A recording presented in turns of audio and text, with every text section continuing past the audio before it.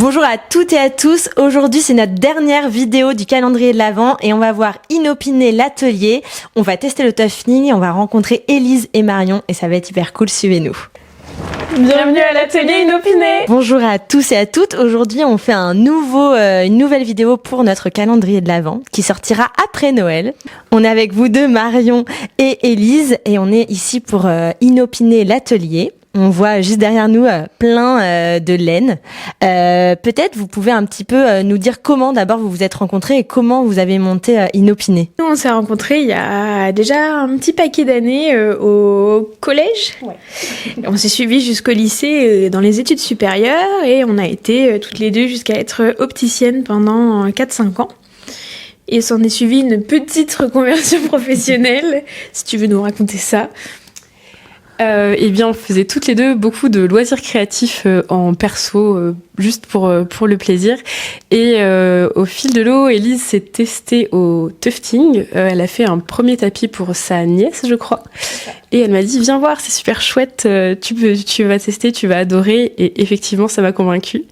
Et on s'est dit, pourquoi pas lâcher notre boulot d'opticienne l'une et l'autre et revenir à Poitiers pour tester cette nouvelle aventure et vendre des tapis finalement.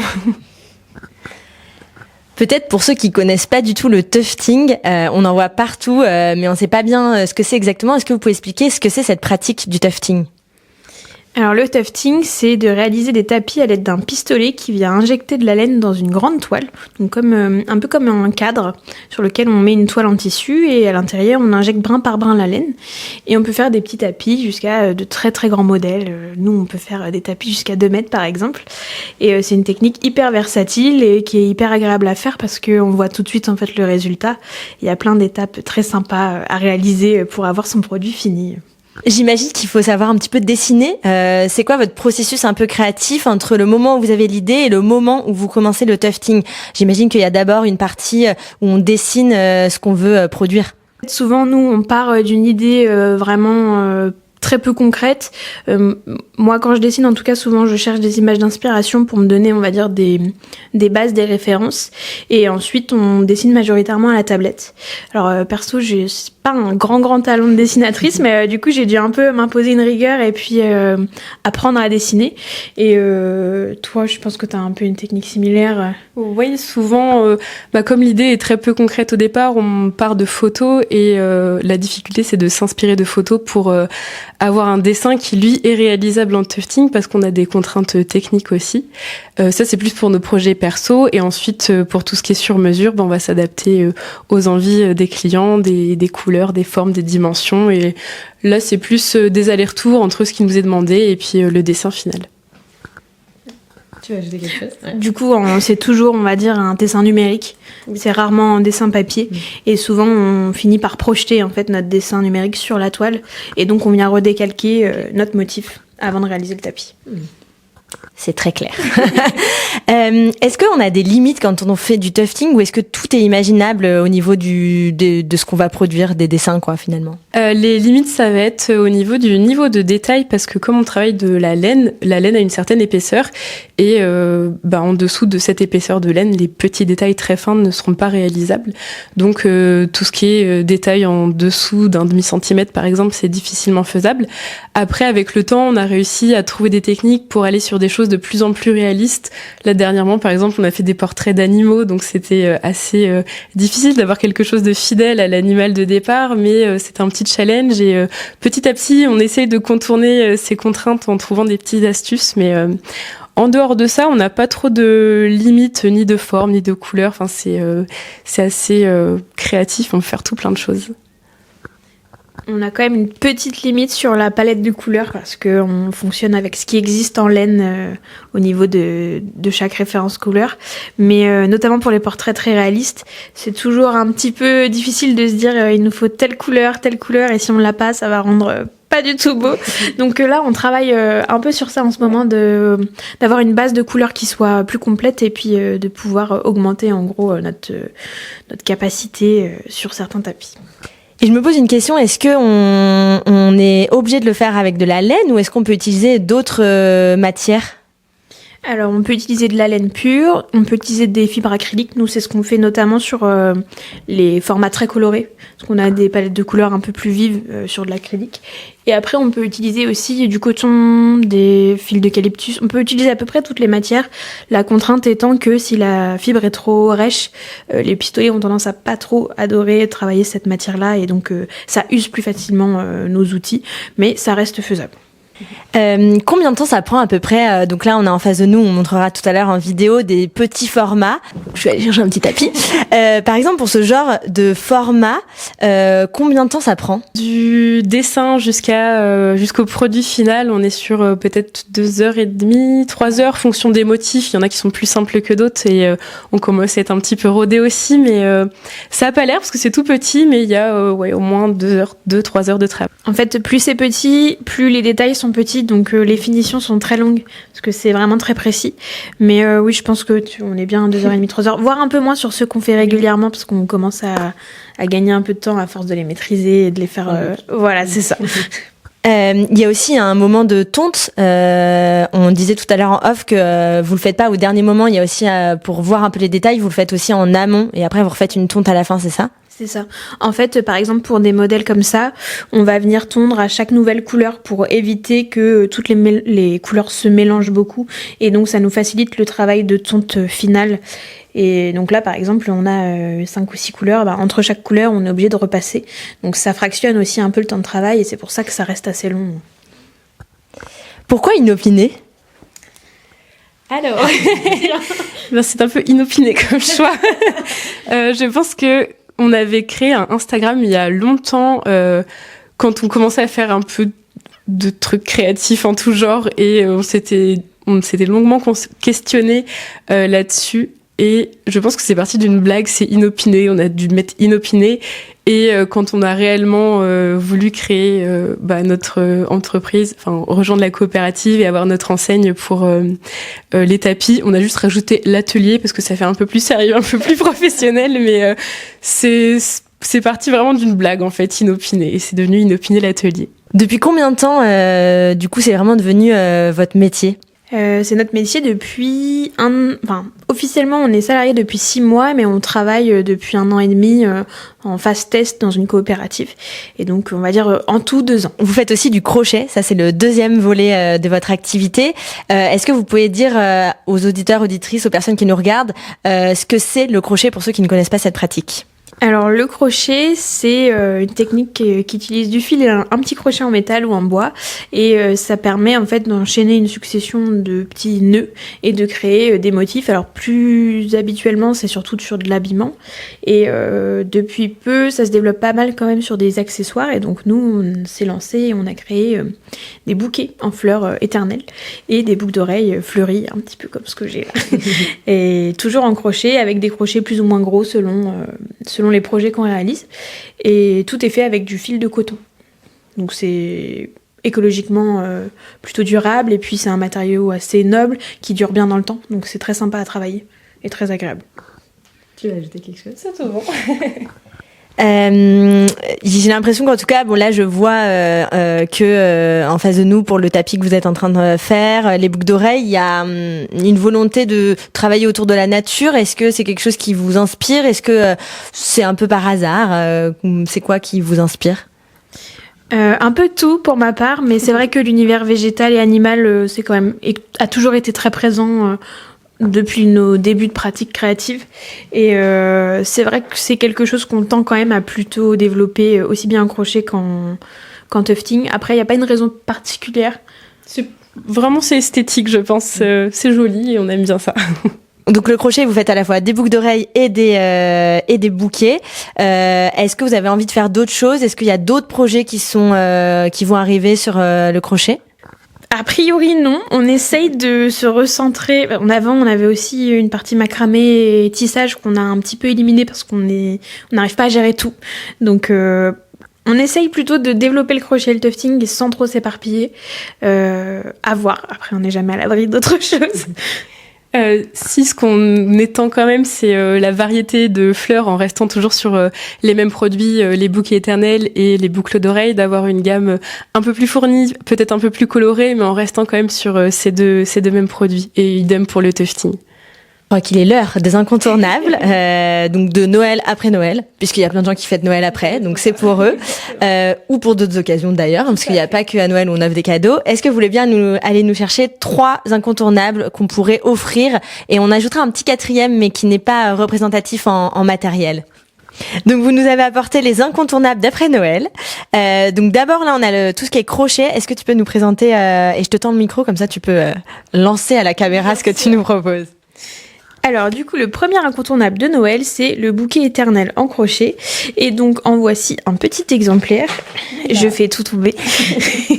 Donc celui-ci, il est composé de plein de fleurs emblématiques, pas toutes françaises mais en partie. Et donc on peut composer son bouquet ou acheter des bouquets déjà composés, au choix. On peut les composer nous-mêmes, trop bien. Tout à fait. Génial. Et après, on a les boucles d'oreilles. Et donc, dans la même lancée, nous avons 2 autres articles qui sont notre gamme de boucles d'oreilles en crochet, en micro-crochet même pour être précis. C'est toujours du coton et on a décliné plusieurs types de fleurs, notamment les coquelicots, où on a cette gamme avec des petites fleurs qui sont interchangeables. Donc, on peut changer la couleur des fleurs pour avoir une paire qui s'adapte au look du jour. Et en plus, il y a des violettes de la couleur de Quartier Libre, donc...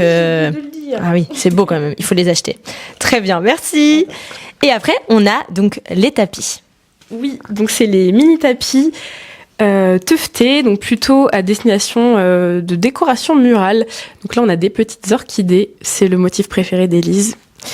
Et tiens, je vais te le laisser. Et deuxième exemple, une petite carpe koi dans son bassin. Et on a toute une gamme de motifs végétaux, plein de petites bestioles, d'insectes, de déclinés en plein de couleurs différentes. Il y en a donc pour tous les goûts. Alors le crochet, notamment pour les bouquets, ça va vraiment dépendre de la composition. Là par exemple, c'est un bouquet qui est assez complet avec 7 ou 8 fleurs. Et on est à 42 €. Mais on peut aussi acheter les fleurs à l'unité et ça va dépendre du coup du type de fleurs. Le prix, on va être de 4 € à 10 € pour les modèles les plus complexes. Les petites fleurs violettes aux couleurs de Quartier Libre sont-elles à 20 € et les coquelicots à 24 €.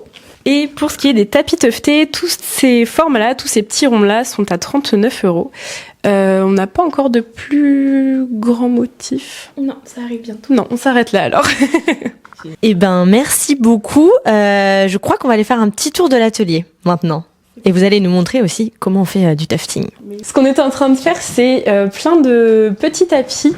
On a des versions murales, donc la carpe qui est en cours par exemple, elle sera plutôt à destination murale.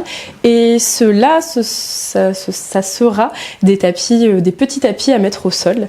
Qu'on décline, du coup on garde le même motif qu'on va faire en plusieurs couleurs. À chaque fois, il y aura 3 couleurs pour chaque motif. Alors du coup pour projeter on a un vidéoprojecteur et on vient tout tracer juste avant on a dessiné en fait sur tablette et on projette et on retrace trait par trait chaque motif et on le refait plusieurs fois si on a plusieurs motifs qui se répètent. Et là on voit que les yeux ils sont noirs, vous les avez colorés avec du feutre ou vous les avez tuftés? Sur les yeux qui sont noirs, en fait, on essaie de centraliser certaines étapes. Par exemple, on sait que toutes les carpes vont avoir la même couleur sur les yeux, donc on commence par faire tous les yeux des carpes en noir. Et donc on sait que cette étape est faite, on peut aller du coup tondre les yeux une première fois et ensuite passer au reste du motif. Tout ce genre d'étapes, on essaie de le centraliser un petit peu. C'est aussi pour ça qu'on fait le même motif plusieurs fois, parce qu'on sait qu'il y a des étapes qu'on va pouvoir faire un petit peu à la chaîne au final. Et donc du coup ce qu'on voit là, cette toile blanche, qu'est-ce que c'est exactement et comment vous l'accrochez?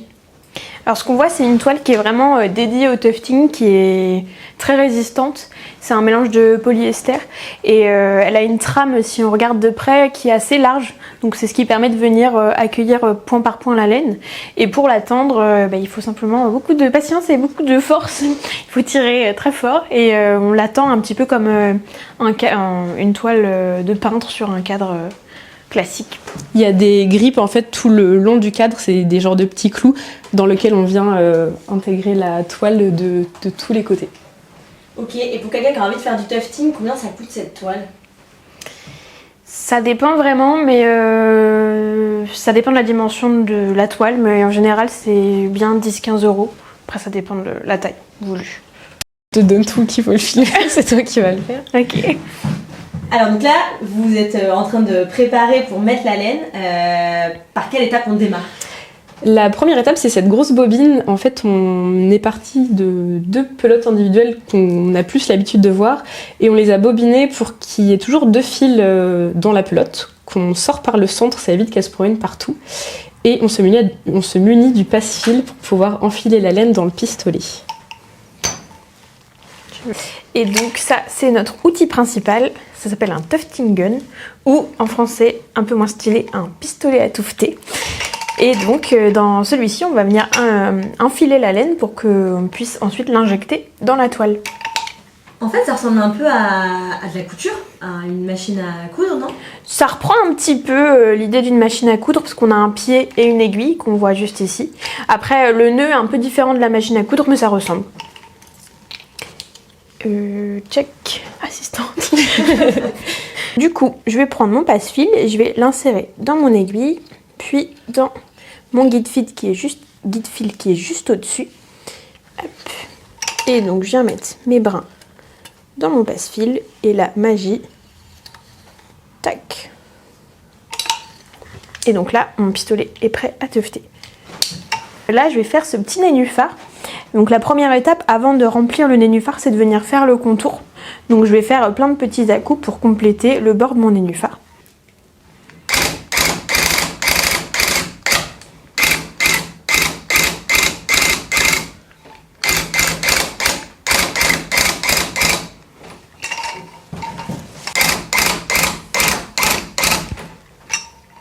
Et là par exemple, si je fais un écart sur mon trait, je peux enlever en fait mes brins.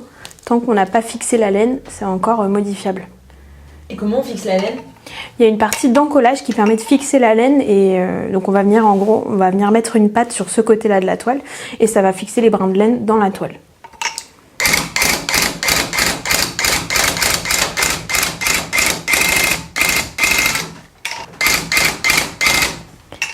Donc maintenant que j'ai fait mon contour, je vais pouvoir faire le remplissage intérieur de ma forme. Et donc là, je peux décider de faire des grandes lignes verticales ou horizontales pour remplir tout l'intérieur. Là, vu la forme, je vais plutôt faire à la verticale.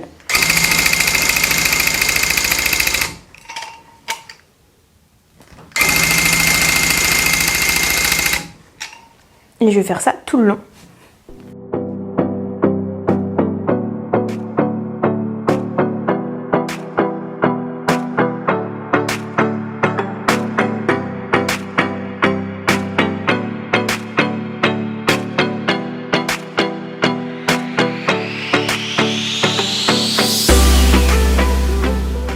Donc du coup là j'ai fini de remplir ma forme, donc là je travaille au verso de ma toile et de l'autre côté le motif tufté va apparaître.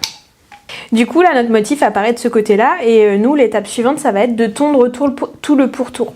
Et si vous voulez voir ce que ça donne quand la laine est injectée,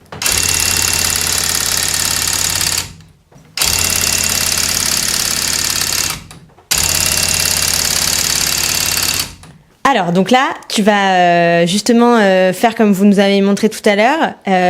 C'est quoi la manip et c'est quoi l'outil que vous utilisez pour donner cette forme où il y a deux fils?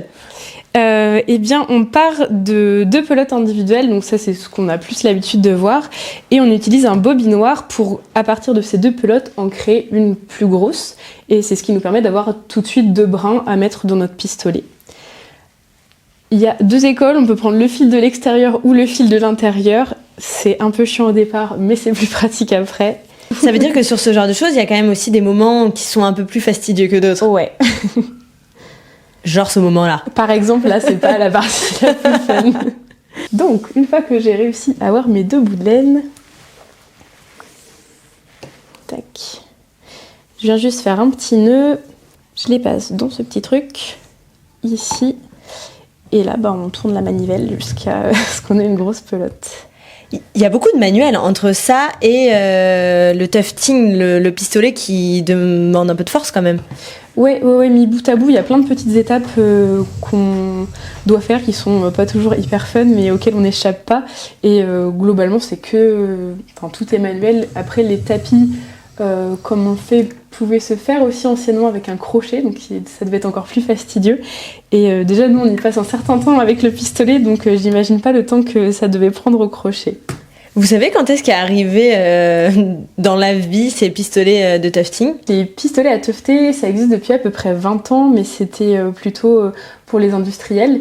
Et ça fait environ 10 ans que c'est accessible plutôt aux particuliers pour le loisir ou en pro, mais avec cette technique-là. Finalement, ça a rendu le tufting beaucoup plus accessible au plus grand nombre. Oui, complètement. Et c'est chouette justement de pouvoir s'initier à cette nouvelle technique et que qui veut puisse essayer sans avoir à investir trop dans du gros matériel. Transition parfaite, justement, pour vos ateliers. Donc, vous proposez des ateliers d'initiation au tufting. Est-ce que tu peux nous en parler ? Oui, on propose des ateliers d'initiation à Poitiers. Donc l'idée c'est que la personne qui n'a pas justement le matériel chez elle puisse venir s'initier et essayer de faire son petit tapis. On les fait au tiers-lieu des Feuillants à Poitiers. C'est des ateliers qui durent 3h, 3h30 et on fait toutes les étapes de fabrication, sauf la partie encollage et tonte parce que sur les 3 heures au final on n'a pas tellement le temps. Et dans ce laps de temps, on peut tufter un petit tapis qui va faire 40 par 40 à peu près. Et on essaie de proposer 2 à 3 créneaux par mois. Et c'est combien à peu près pour un atelier ? Les ateliers sont à 115 €, les ateliers tufting. Et c'est vous qui donnez tout le matériel, oui, c'est ça, les tout le matériel est fourni. La laine est fournie, les tréteaux, les toiles, tout est inclus dedans. Et on peut repartir avec sa production du coup ? On repart pas instantanément avec parce que justement il y a toutes les parties d'encollage et de tonte que nous on va faire en off, mais en général on recontacte les participants, ils reviennent soit à une session suivante ou alors on leur expédie ou ils viennent le chercher dans notre atelier de fabrication. Quand on fait du tufting, on a plein de petits déchets qui sont pas intégrés dans la toile, donc c'est tous les débuts de lignes de pistolet. Et tous ces petits déchets, on les donne à qui veut bien. Et en l'occurrence, sur Poitiers, il y a une personne qui fait du crochet, qui fait des petits personnages en crochet et qui les utilise pour faire du rembourrage. Et on a une autre dame aussi qui nous avait contacté sur les réseaux sociaux, en fait, qui s'en sert pour les retravailler, refaire d'autres choses avec, notamment des nappes feutrées avec ces petits brins dedans. Et je crois aussi qu'elle refile de la laine en intégrant ces petits morceaux. Et du coup, ça fait des laines un peu fantaisie qui sont très sympas et ça permet de réutiliser une partie des chutes. Mais néanmoins, on en produit quand même encore beaucoup, donc s'il y a des gens que ça peut intéresser, faut pas qu'ils hésitent à nous contacter. Est-ce que tu veux choisir la couleur de ta pelote préférée ? Alors je disais oui, évidemment, sans l'ombre d'un doute, je choisis le violet pour la couleur de Quartier Libre. Et donc là, il faut qu'on trouve le centre de la pelote. C'est là où c'est marrant. Ouais, plus ou moins en fonction de comment ça se passe. Et je dirais que du premier coup, la pelote, tu peux la laisser par terre et garder juste ce petit fil. Et je te laisse ça. Ouais. Comme montrait Elise tout à l'heure, il va falloir que tu glisses le passe-fil dans ce tout petit trou ici. Okay. Et ensuite dans le guide-fil qui est juste là. Alors tu peux le ressortir par là. Ouais, ok.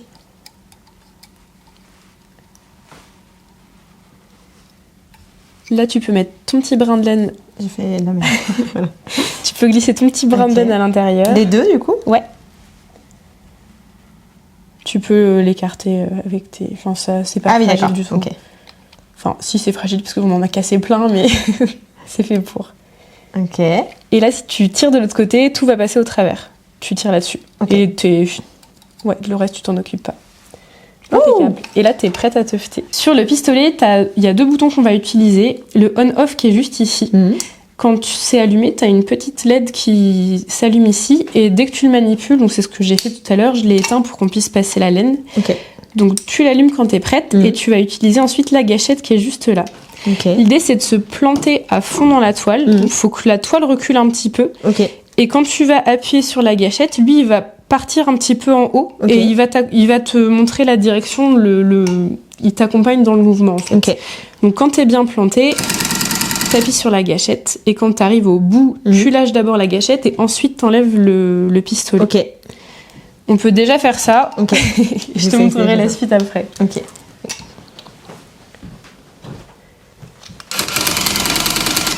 Tu peux appuyer un petit peu plus. Ok. Et... Tu vois, il t'accompagne un petit peu ouais. en haut. Ok, ça part vite. Hein. Ouais. Et après, pour les courbes, l'idée, c'est que ta main gauche, elle reste ici. Et en fait, c'est ta main droite qui va donner la direction. D'accord. Donc, si je veux faire une petite courbe, je vais mettre ici. Je vais faire plein de petits à-coups. Et au fur et à mesure, je peux réajuster ma direction pour donner la forme que je veux. Appuie vraiment à fond. Yes. Impec. C'était Élise et Marion d'Inopine et l'Atelier. J'espère que le tufting vous a intéressé. Et surtout, n'hésitez pas à nous suivre sur Instagram, sur TikTok et de vous abonner à Quartier Libre.